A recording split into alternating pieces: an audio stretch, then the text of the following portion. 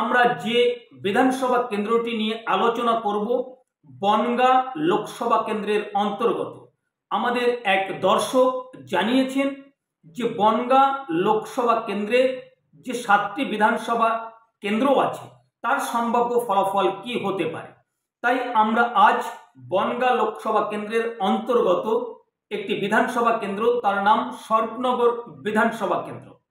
2021 সালের বিধানসভা নির্বাচনে এই স্বরূপনগর বিধানসভা কেন্দ্র থেকে তৃণমূল কংগ্রেস প্রার্থী বীণা মণ্ডল জয়লাভ করেছিলেন। 2026-এ কি হতে পারে সম্ভাব্য ফলাফল। 2021-এর বিধানসভা নির্বাচনে পশ্চিমবঙ্গে বামফ্রন্ট একটি বিধানসভা কেন্দ্রেও জয়লাভ করতে পারেনি।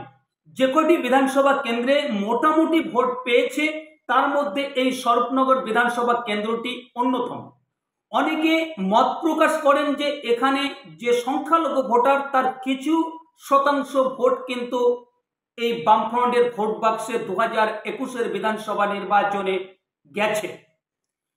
2026-এ কি হতে পারে দেখুন। এই যে বিজেপির নেতা নেত্রীদের মুখে আমরা প্রতিনিয়ত যে কথাটা শুনতে পাই, হিন্দু হিন্দু ভাই ভাই বাটেঙ্গে তো কাটেঙ্গে, এক रहेगा তো সেফ रहेगा, সেখানে এই বিধানসভা কেন্দ্রে যে সকল সংখ্যালঘু ভোটাররা আছেন তারা এককাট্টা হয়ে তৃণমূল কংগ্রেসের ভোট বাক্সে ভোট দিলেও দিতে পারে।